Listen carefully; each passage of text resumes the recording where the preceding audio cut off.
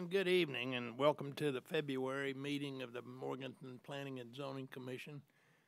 We're happy to have an audience here for our meeting tonight, and please be advised you'll have an opportunity to speak tonight. We do have one item we were revisiting again on our agenda.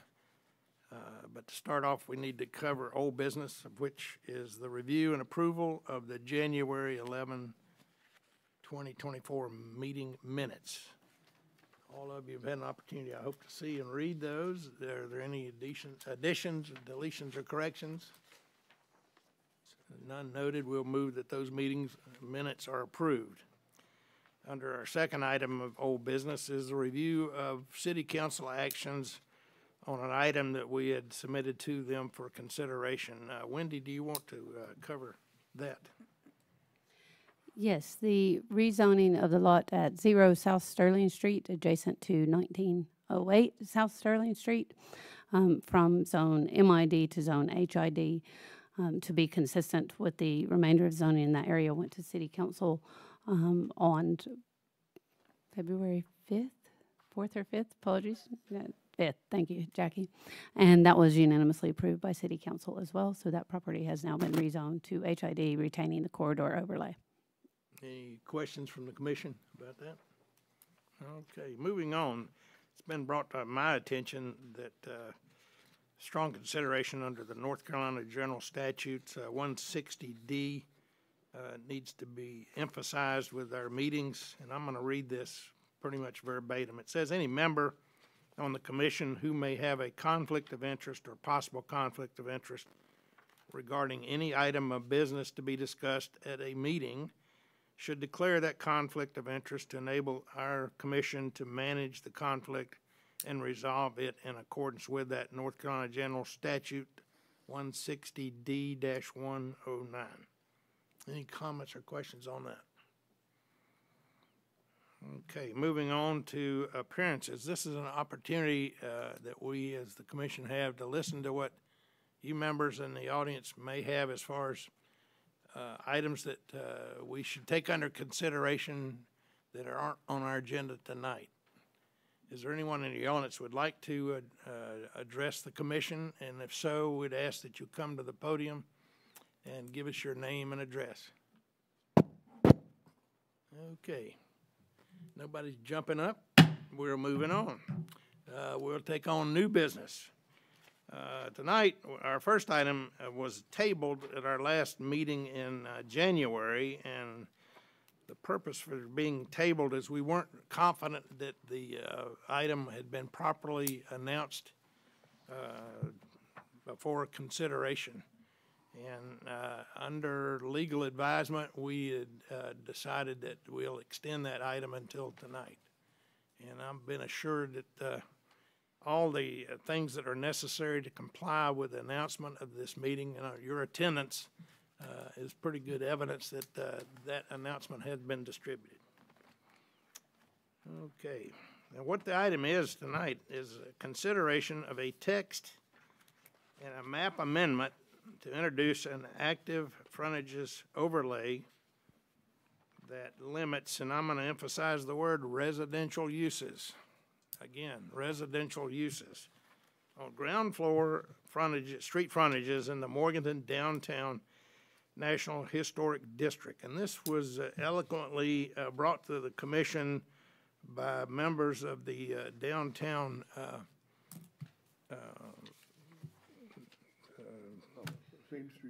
Main Street program, and also it was driven to them by the downtown vision plan that they spent an inordinate amount of time on for Morganton. Wendy, do you want to walk us through the particulars on this? Yes, sir. And to begin with, I'd like to, one, thank all of you for being here tonight. It's great to see interest in an item. And number two, apologize, I am slightly losing my voice, so bear with me as we go and as I drink a cup of tea during this.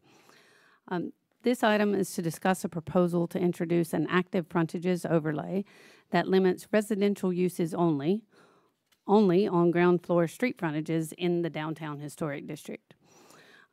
I have to start out by saying that unfortunately our staff has fielded a number of phone calls, emails, and letters over the past couple of weeks relating to information that people have been told about the proposal by individuals not representing the city that is not true. Primarily, these comments have been falsehoods around the amendment limiting office uses or forcing development of retail. So if you are here tonight with those concerns, I hope to alleviate those concerns at this point in time. So I want to start by giving some quick bullet points of what this proposal is about and what it is not about. The amendment will only limit residential uses on ground floor street frontages in that limited area of the downtown historic district, as shown in the map attached to that and in your packet on page, if you have a packet, page 13, item 02-24, page 13. All other uses besides residential, any retail, office, civic, entertainment, services uses will continue to be permitted on the ground floor street frontage and everywhere else in the CBD as under the current ordinance. There are 71 different permitted uses listed in the table. And all of those, except for the ones labeled as residential, continue exactly as they have been since 2015, when the ordinance was adopted. So you'll be able to continue to have offices, to expand existing offices, and to open new office uses. There is no requirement that any space has to be a retail use, if you have heard that. That's not part of this proposal whatsoever. No changes are required to any existing use, any existing business, including any existing residence that is approved or existing in the downtown as a result of any of the changes that we are proposing tonight. There is no proposed limit or maximum requirement for a percentage of the ground floor to be used for any use, residential, retail, office, or otherwise. And there is no proposed limit to residential that is not on the ground floor street frontage. Residential uses can be encouraged at the rear of the ground floor or on upper floors.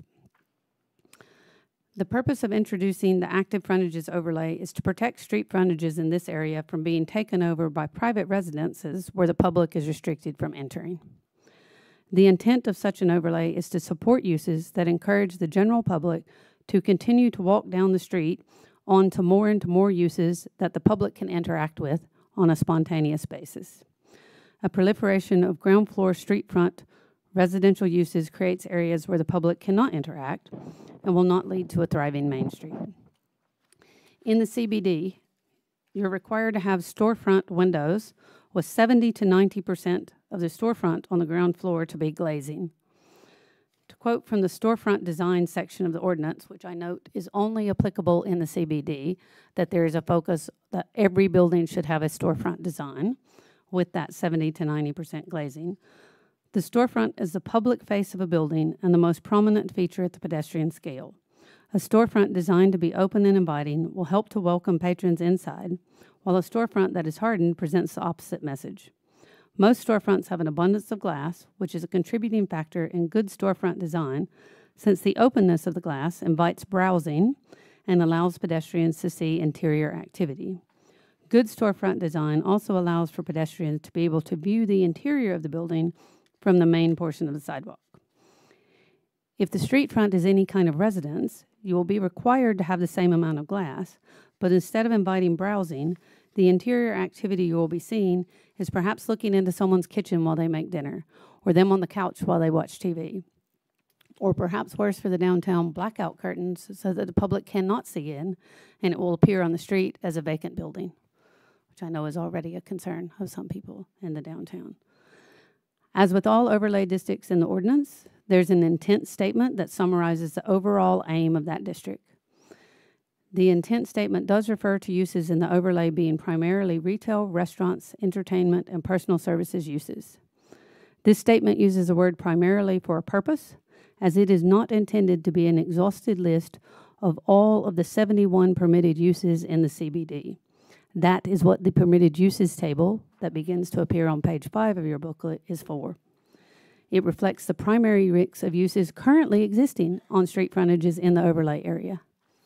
This section is intended to be flexible and to give options to property owners not to be an exhausted list, and in no way does it prohibit any of those other, if I've got, I think there's 6 uses that are listed that are primarily interactive.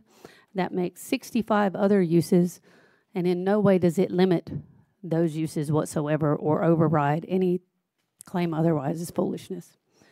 The boundary of the overlay district was selected to match the existing downtown historic district, as the boundaries of that district are approximately a quarter mile in each direction, which is a universally recognized easy walking distance. And as that was already a defined boundary, it is considered best practice to be consistent with the existing boundary rather than to create a new boundary that property owners would also have to keep up with. If you, again, look at the permitted uses table on page 5 of the proposed packet, you can see that the only changes proposed to the table are in the residential uses category, where it says location restrictions in the AFO. This designation lets people to know where to go look for where those uses can and cannot occur. If you're not familiar with how planning works, if someone comes into our office and asks to do a particular business, particular use, the first thing we do is look at the items on the left side of that table and match it to what it is. Then we look across to which zone you're in, and if there's a P in that table, we will 100%, 1,000% support you to getting that use activated in there. The overlays do have some exceptions. We're proposing the location restrictions here. There are some uses in, say, the neighborhood conservation area that just have additional requirements for those. It's a standard zoning ordinance that operates all around the world. And so that is how that works. If there is a P in that column, you can do it. If there is not a P in that column, you cannot do it. And any other interpretation is just wrong. So once again, I emphasize the office uses continue to be permitted throughout the CBD and the active frontages overlay with no changes as a result of this amendment. No one's office will be closed or any office uses puts out. Any other claims are 100% false. This amendment is about restricting ground floor street frontage residential uses so that you're not peering through that storefront design into people's private homes and you're having an interactive experience for the public.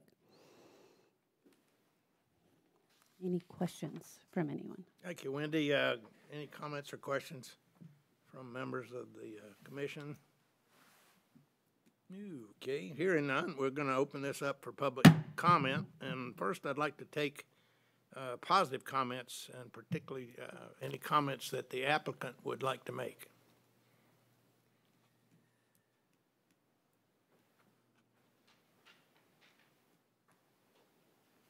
Thank you, folks. If you'll indulge me, I'm actually going to read this. This request tonight means a lot to the downtown. I do take it personally, and I'm sorry. Could you, excuse me for interrupting, could you give us your name and your address, please? I'm going to. So, good evening, ladies and gentlemen. I'm Sharon Jablonski. If you need to know my address, I'm at 409 North Green Street. Thank you. I'm the director of the Department of Culture and Creative Development. And in this role, I oversee the Morganton Main Street program and its staff. Plus, as many of you know, I have been an advocate for downtown Morganton for well over 30 years, having served as the Main Street director. I made the request to the Development and Design Department to put into place an overlay district which would not allow residential units on the first floor street frontage. This was also listed as the second item to be completed out of the top 10 to be done in 5 years from the 2018 master plan. So why now? Within the last 2 years, we have had 2 buildings purchased that at one time had very active storefronts. One has been completed as a residence on both first and second floor, and the other has filed a request in development and design currently to use their building for residential on first and second floor. Both of these are located on West Union Street, which is our extreme historic district. And no matter what you vote tonight, we can now do nothing to change those outcomes. Downtown Morganton is and will continue to be a mix of office, retail, restaurants, and bars on its first floor. But anytime a storefront becomes vacant, it is the job of the Main Street staff to actively work with the property owner to find a tenant that will provide an attractive, active first-floor business while also encouraging the development of the upper floors for offices or residential units. Your hope and your goal is that the number of active storefronts exceed the number of inactive storefronts. But I repeat again, the item before you tonight to be voted on is only the request to limit residential uses on the first floor. Moving forward, we must put into place a limitation at a minimum that does not allow first-floor street frontage residential units. As a longtime Main Street director and proponent of downtown Morganton, I, in fact, believe and know from all my studies and all of our awards that no part of a residential unit should be located on the first floor, that the first floor and the center core of downtown, the center core, folks, not 2 blocks off center, the center core, that it should remain an active use, especially where both the front and rear facades are seen and can be accessed by the public. We have spent thousands of dollars on storefronts, both front and rear, over the years to make that happen. Downtown Morganton and the Main Street program are widely regarded across the state as being the forefront of downtown development and planning. We have a downtown the other cities try to replicate because they see our successes. The Morganton Main Street program follows best practices for a successful downtown. The request before you this evening is one of those best practices, and simply put is Main Street 101. You must maintain an active downtown that supports the other businesses, second-floor housing, infill residential units outside your core, as well as neighborhoods that surround the downtown. The goal is to focus on uses that create an engaging and inviting atmosphere that keep you moving along the corridors and exploring. Today, downtown Morganton finds itself at another critical juncture, much like it did in 1995 with the exodus of major large retailers, and in the mid-2000s where the vacancy rate was at an all-time high. But at each of those points in time, we rose up stronger than before. We must protect our core central business district. In other words, again, think of 1 to 2 blocks spreading in all directions from the historic courthouse. We must protect our community vision that was developed and created through 2 master plans, both 17 and in 1997 and 2018. The foundation of a successful downtown is to have active storefronts at its core surrounded by offices and neighborhoods whereby each support the other. I want to be very clear about something. Residential development is one of the key successes to downtown, and the economic impact is measurable. The problem, of course, is that if the retail is not retained on the first floor of the buildings, then you do not have the ability to leverage the economic impact from the residential development. It takes both to develop a strong, healthy downtown, but if you eliminate the availability of retail and restaurant uses on the first floor, then you push those uses out to the strip centers because they cannot survive on the second floors. There have always been permitted uses and non-permitted uses, as Wendy referred to, in downtown and Morganton at large. It is what protects your investment and makes Morganton a great place to live. I thank Planning and Zoning for hearing this request and hope that you can see the urgency. If we don't put this zoning request in place to keep future first-floor residential, at least what presents onto street frontages from happening, then the activity that makes developed downtown, our downtown, your downtown vibrant, can and will quickly erode. I thank you for your time, and I am more than happy to answer any questions. Thank you, Sharon. Any questions from the members? Again, thank you so much. Is there? Erin has a question. Oh, I'm sorry, Erin. Oh, it's okay. Could you perhaps just define what active front, explain what the frontage is and maybe what the limitations, or if there's any specifics around that? Yes, great question.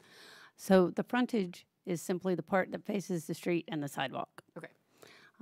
There is specifically was chosen not to put any depth or percentage requirement on that, and shall I say, leave that up to capitalism to what is best suited for that individual. I know for a fact that I have helped people try to find a frontage downtown that was only about 5 feet deep. They wanted to be able to serve ice cream out of there and not have individuals inside, and there was no place available for that. Likewise, you've got buildings that are 100 feet deep that also function very, very well with retail or whatever in there. So that was left up to the individuals. As well, you are allowed to have access, though, to a residence on the second floor from that frontage, and we have, again, specifically not put a limit on that size. Theoretically, if you had a 50-foot wide building and you wanted to make all of that a hallway to access your second floor, you could. I think that would make very little business sense, but we have left that up to you.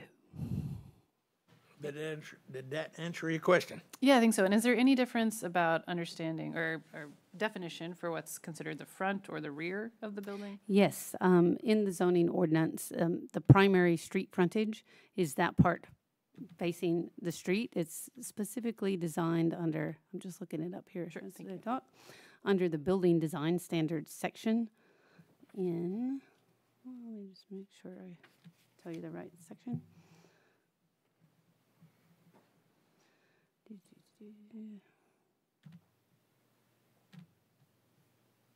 So for central business districts, section, oh, thanks, Chad. 4871 applicability, the primary front facade is any building wall plan which is oriented towards the street right of way and contains the primary building entrance. Okay, so the street right-of-way would be like Yes, ma'am. definition of that. Okay, thank you. Yes. That's helpful. I have a question. Wendy, so street frontage, active frontage can be, you just gave an example, 5 feet deep for an ice cream shop. And then, so the remaining of that ground floor could be residential. It could be as long as that residential was able to be accessed separately and independently from that ice cream shop. Correct. Or an accessory to the residential, whether it's garages or anything like that. Yes. Okay. That's correct. Okay. Any other questions or comments? I might just make a clarifying comment because that was raised earlier this week as well. Yes, there is that restriction about how they have to be able to be separately accessed. And that's because this is supposed to be a commercial space in there. Right. If you want it to be your own personal office for your own real estate business or accounting business or something, that's totally fine.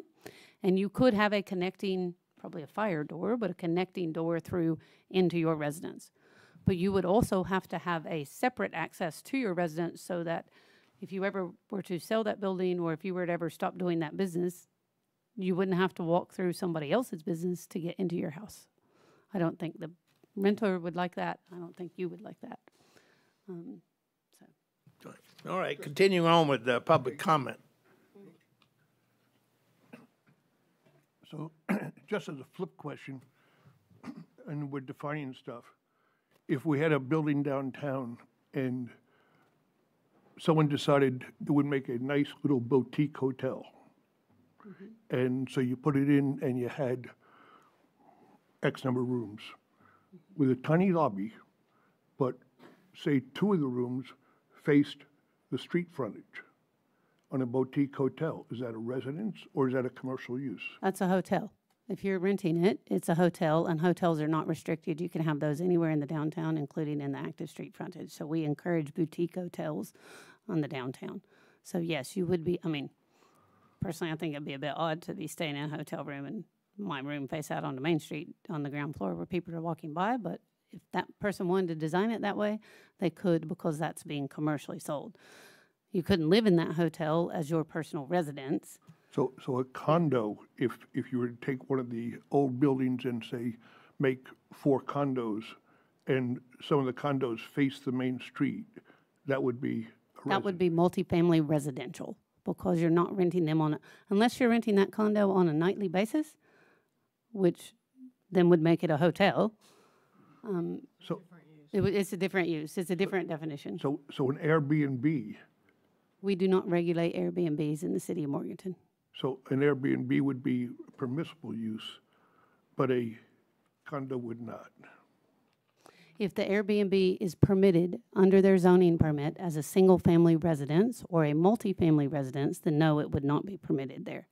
If it was permitted as a hotel, it probably wouldn't be an Airbnb, but it would be able to be there. So you get a zoning permit when you have a zoning permit for your house. And it says, or it should say, single-family residence. Any zoning permit has a section where it says purpose. If the purpose is one of those things listed on page 5 under residential uses, you can't do those there. If it is any one of the other, what was my number there? 65 items that are permitted to be done in the CBD, you can do it there. And if you change that use, you need to get another zoning permit. Okay, let me move on. Apologize and appreciate your patience. Is there anyone else in the audience who would like to speak to this amendment, proposed text amendment and map amendment? Okay, going once, twice. All right. Close the public hearing session and ask the commission for any comments, further questions, or discussion. I have one question, clarification. I see that bed and breakfast ends, Correct. and can we, difference in that, and, Yes, the definition of a bed and breakfast inn, which, Chad, do you want to pull up the laptop? Is a residential building providing temporary overnight lodging and breakfast for overnight guests where the operator resides on the premises. okay, So that's why that one is a residence, because I can't, under North Carolina state law, I can't regulate single-family building design. So you could make that your private quarters, the part on the street frontage, and then the rooms on the back. okay, So that's the difference in a bed and breakfast versus any type of hotel, boutique Okay. or otherwise. okay. Other questions? Pete? Go ahead. Okay, I got several comments. Number one, since we want to talk about conflict of interest, I do not have a conflict of interest. I do own a property on West Union Street. It is permitted, paid for, grandfathered in, and if I leave there, Sussman's may be my next residence. And number two, I do not have any other property owned here, and I don't have a lot of intention of doing this again and having a second property, so I feel I have zero conflict of interest. Okay, I want to start off by saying I admire Sharon and everything that Main Street does a lot. I'm part of the Main Street Advisory Board. I think it's one of the strongest organizations in Morganton, and I think everything that Sharon has done in the city is awesome. So I'll be the first one to get up on the row and, bring her a cake. On this one, I disagree, and I have several comments. One is we have a lot of vacant buildings. We know that. And there's a lot of people in town there's a lot of work done by a lot of organizations both ways and saying, why do we have empty buildings? Why do we have this and that? If we have empty buildings, we were looking for retail, we're looking for restaurants. We all know we need restaurants. We all know this and that. But we still have empty facades. We have a lot of empty facades. To go ahead and start restricting investment in this town, people putting money, and let me tell you, restoring a building in this town is really expensive. I happen to know this. To say we want to go ahead and restrict and if someone's going to have an empty storefront and it can be converted into a viable, attractive building, and then say, we know we have all this empty stuff, and we're going to put further restrictions on investment in this town, that makes no sense to me. If we had a limitation of properties, then it would make sense to say, okay, we want to direct it this way or that. So to me, to restrict this in any way and to minimize what could be a better return on investment is a negative thing. That's my first set of comments. My second set of comments, and I've had this conversation with staff and other people around here who are pushing this whole proposal, and this is an ordinance. Let's make no mistake about it. This is becoming a city ordinance. And what we're doing is, and it covers the historic district. Well, the historic district is part of the central business district. And the central business district has been defined for a long time. And part of the intent clause, I'm gonna mention the word intent clause quite a bit. The intent clause says, these activities for the central business district, this is what we've had all along. These activities include retail trade, office and professional services, as well as high-density residential. So that has been the key. And actually, in the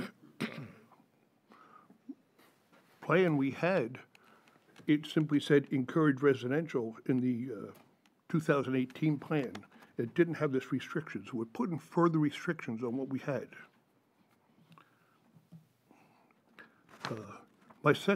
So if the central business district, if the intent clause says active retail, office and professional services, and then all of a sudden now we're putting in for the historic district, for downtown in the central business district, we're changing the intent clause to say the use in the active frontage overlay, which is what this is calling for, to establish what we're taking is we have the central business district.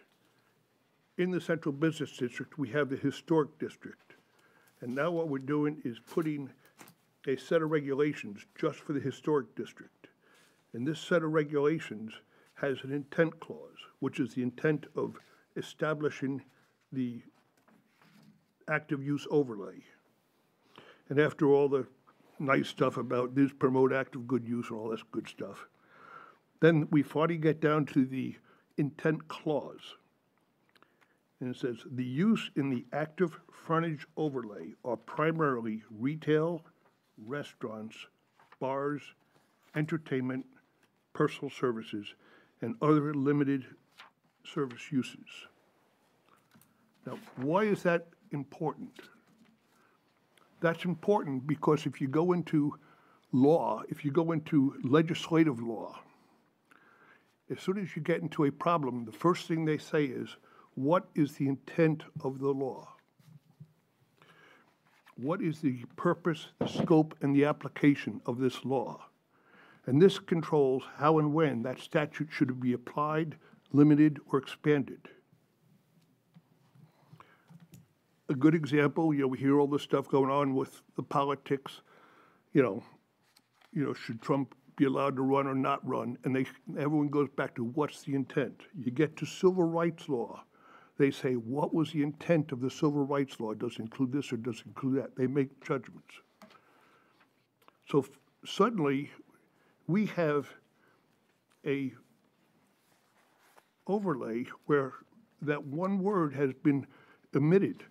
In this overlay, there's about 87 properties, there's about 9 empty, there's like 3 banks. So what's left over? There's 24 offices right now. This is part of historic Morganton. As a matter of fact, in the 1996 plan, the master plan says, as the Burke County Office Center downtown, downtown Morganton should aggressively look for opportunities to expand governmental and private offices. That was part of the 1996 plan. Right now, we're working on the 2040 plan, where it's about 3/4 done, and we're waiting to see what the response of that is. And frankly, part of that's going to come out, and I've been in most of those meetings, part of it's going to come out to say we need to encourage more residential all through Morganton and Burke County. But my concern is not that right now. My concern is the intent clause, because anything that doesn't specify the intent is a negative intent. Now, if, Wendy may say it's permitted here, here, here, and here. But since this is the historic center, and it's the legal center, You know, we had a big hassle several years ago when the county wanted to move the courthouse out of downtown Morganton. And it was a panic because we knew if we lost the courthouse, we would lose the law offices and everything else. And the legal community was one of the biggest proponents of keeping the courthouse here and their offices. So what I've asked staff and what I've asked other people is in the intent clause, just because it's part of historic Morganton, just because it's part of the historic district, the courthouse district, the Irvin buildings here from Senator Sam Irvin, okay? Simply insert the word office in the intent. So where for the active frontage overlay, say uses in the active frontage overlay are primary retail, restaurants, bars, entertainment, office, personal service, and limited other services. And for that, I have gotten what I would have to call extreme pushback. Now, if there is extreme pushback, then I have to say, wow, there's a problem here. So I simply ask, once again, if this overlay goes through, why wouldn't we, in historic downtown courthouse legal accounting section of Morganton, allow that one-word office in there? What's the problem? Okay, thank you, Pete. Waits, you had a comment? No, I was waiting to hear what Pete had to say. Okay. Judy? Do we have, and Sharon, you may have this information, maybe not offhand, but how many empty facades there are in the proposed overlay district versus the CBD at large? I can answer part of that.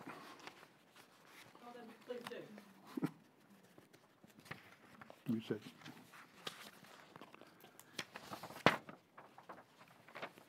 In the overlay section, there's, not counting the courthouse, there's, what I count was 87 properties. Currently, 9 of them are empty or vacant, you know, non-buildings or empty frontages. Then there's 3 banks and 24 offices. Can I ask a clarifying question on that? Are you just counting the street frontage? Because that's all that this refers to. Are you talking about offices that are on the upper floors or that might Well, this is talk about? street frontage. Okay, I just wanted to clarify. And Sharon, do you know what it is for CBD at large? Or if that is accurate according to your Okay, findings? so in the historic district, at this moment, I can only come up with 3 storefronts, and I can just about name them, and I Wait, can't wait, even excuse me, come. Did you mean to say storefronts? Yes, sir, storefronts. First level storefronts is what we're talking about. And you can't count Kimbrell's in that block because it's not in the historic district. In the core downtown, in all of downtown, which is 38 blocks, on any given day, you probably carry 15, maybe, but that's getting into your office spaces. We actually don't have a lot of vacancy. Right. I think that Eric probably knows that, because I'm struggling to find places for restaurants. I'm struggling to find places, property owners who will work with us to have a retail space because they're not ready yet. So I wish I could remember what Pete said a while ago that is not correct, but in the 1997 plan, I just want to say this: we do and still do encourage office space. I will never say that we don't. We do, and every day we encourage residential. And I will tell you, in 1997, we went so far as to put money on the ground with it.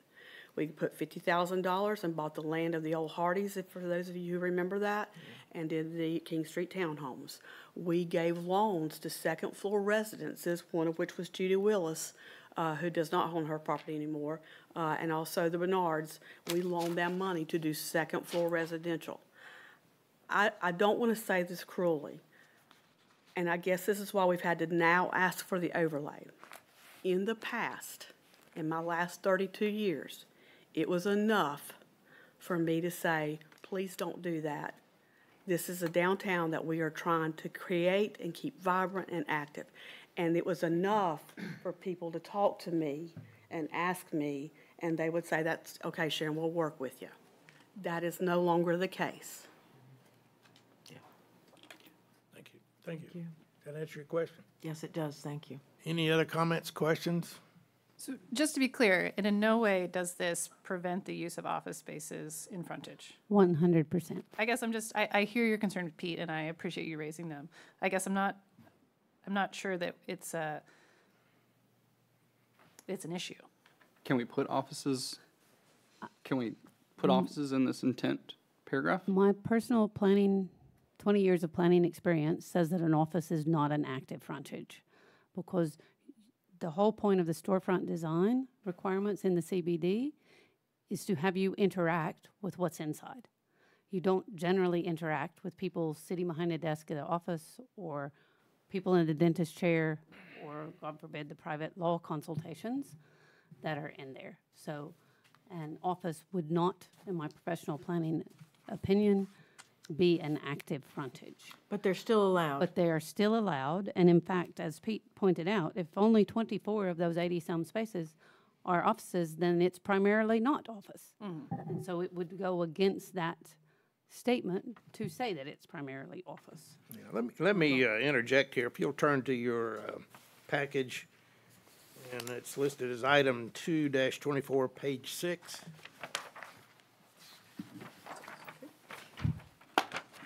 This is a extract from the table of permitted uses. And under that, you'll find civic, government, and institutional uses. And I'll indicate government office buildings, post offices, banks, financial institutions, medical, dental, chiropractic, optical, psychiatric offices, and professional offices are all permitted within this proposed district. And professional And office. I'll make another comment under the definition of the intent. The word that jumps out at me, it says uses in the active frontages overlay, or the word used primarily. It doesn't say exclusive. It just says primarily, which emphasizes retail, restaurants, bars, entertainment, personal services, and limited other service uses. Now, Sharon has indicated offices. They created interchange of activities between these businesses and people that occupy office space in the downtown. So I really, if I were going to give a suggestion that could be added perhaps to the intent, would be to a statement that says refer to table of permitted uses for other allowable permitted uses, if that would be possible. For all allowed. And what that does is directs you to the table of permitted uses, which I just took you to. I agree. Can I ask one more question? So what is the process like for anything to change as being indicated as permitted on the table? Is there a process for adding or removing things from the permitted table? A zoning amendment. Okay, A so it text would- amendment it to would the have- zoning ordinance. It would have to come back here to all of you guys, and the city council would have to be publicly advertised to the entire city. Yeah.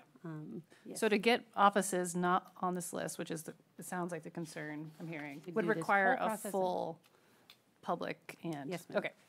Thank you for And clarifying. if I could just clarify, if you're worried, Pete, that by not listing it, it's a definite negative intent, my only option is then to list all 71 permitted uses in that, which is why I think Hank's suggestion of referring to that in the table for all the permitted uses is probably the best compromise for that As a piece. compromise to Put a what? link right in the ordinance to the Yes, ma'am. table.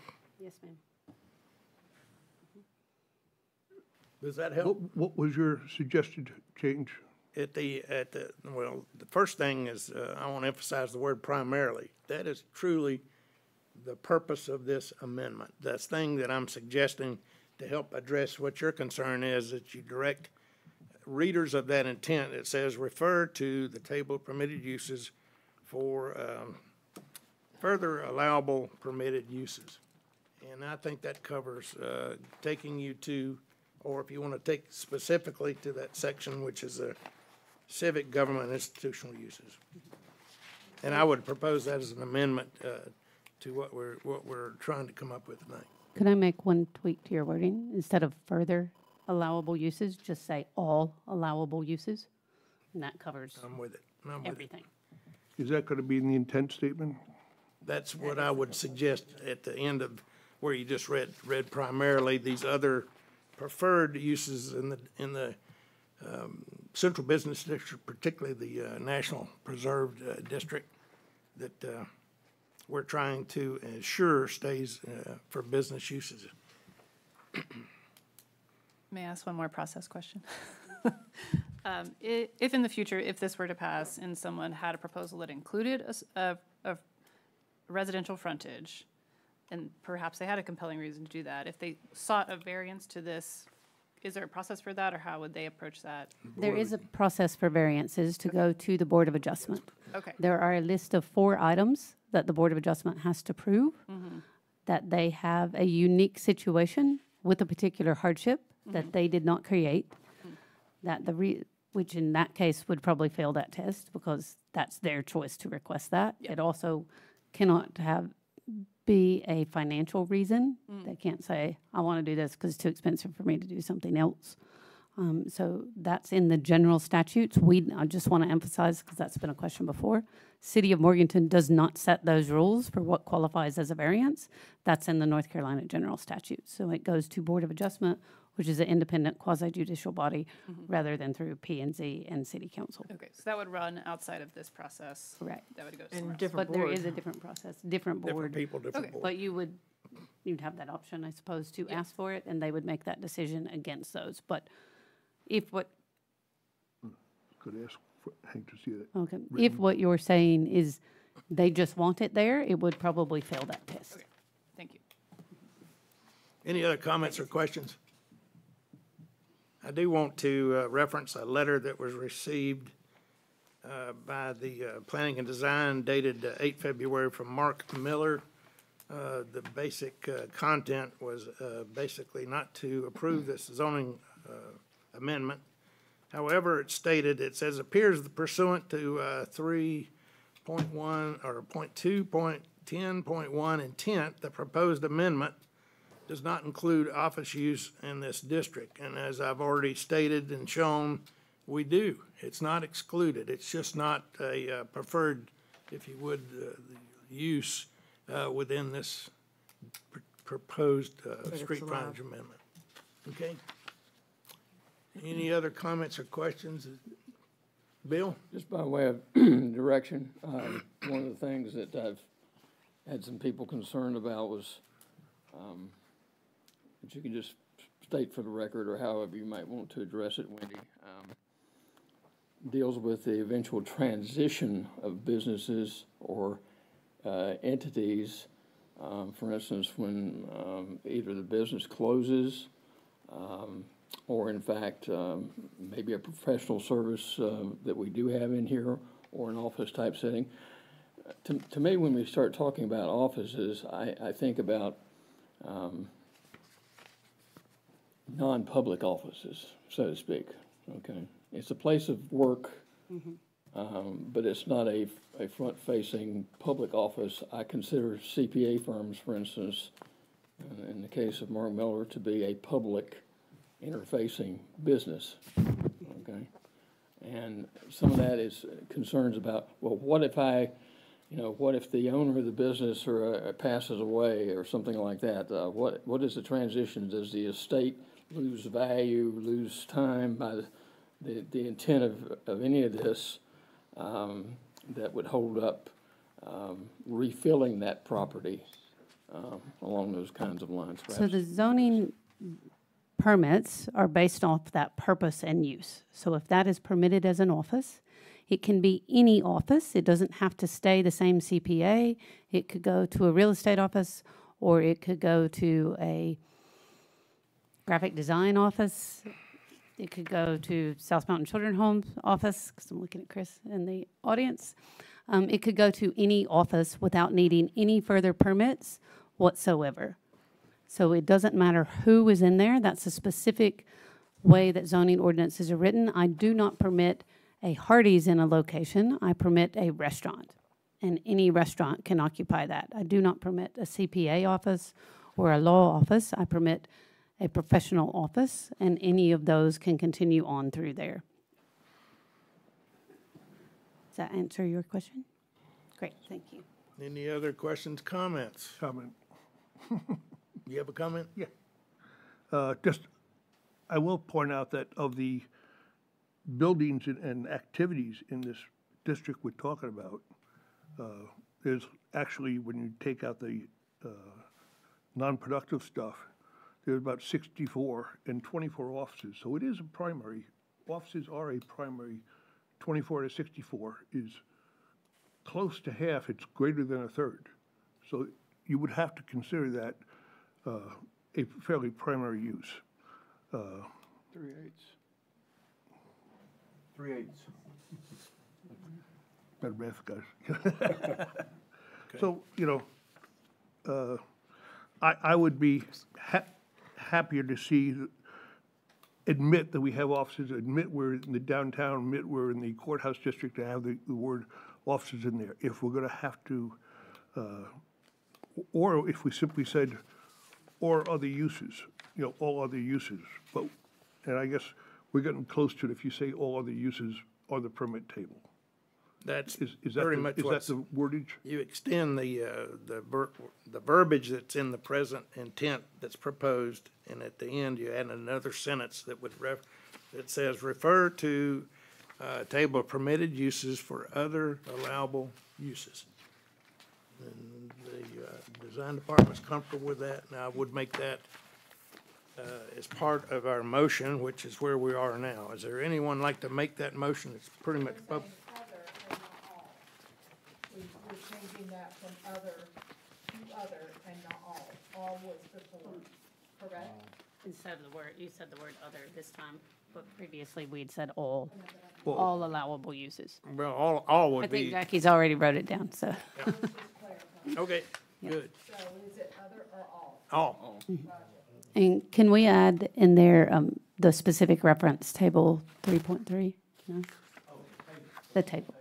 Yeah, just the, whatever, when I look it up, the identifying thing is for the table reference, so people know exactly how to find it, which I will give you in about 5 seconds. please do. In 3.3, Hank, Jackie. I'll make a motion Section 3.3.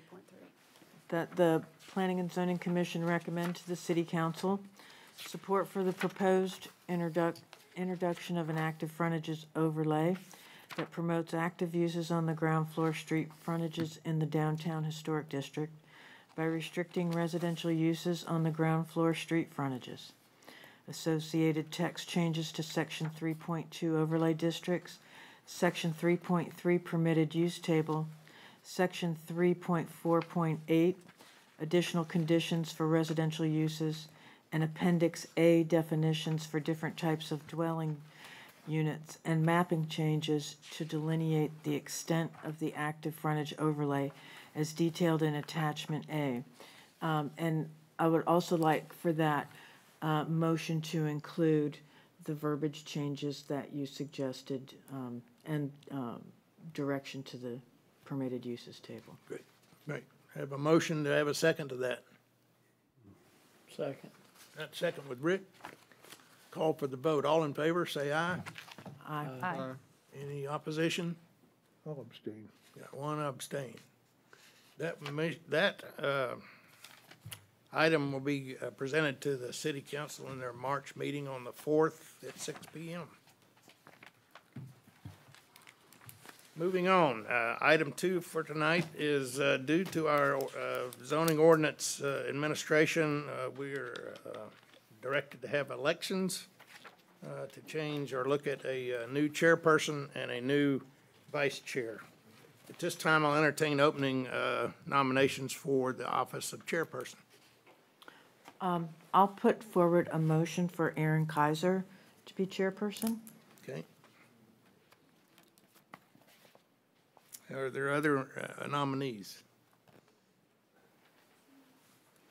Well, there we go. Congratulations, Aaron. Second. Good, by acclamation, we have a new chairperson. Okay. Okay, I thought we did, but all in favor, say aye. Any opposition? None. Thank you, Aaron. Thank you. All right, well, next would be our vice chairperson. Do I have nominations for that? I will nominate that we continue with Pete as our vice chair. Is there other, if that's acceptable? Are there other? Close the nominations. All right, we recommend to close it. All in favor for Pete? Aye. Any opposition? Welcome aboard again, Pete. Thank you. Are there any other items for discussion before we close this auspicious meeting? I would like to thank you for your service Oh, it's only as been- chairperson It's only been, I don't know how many years. over this time. Jackie will know how many years. Jackie, how many years has it been? I've been here 24, and he's been with me all the way, so. Yeah, so I think that deserves another round of applause.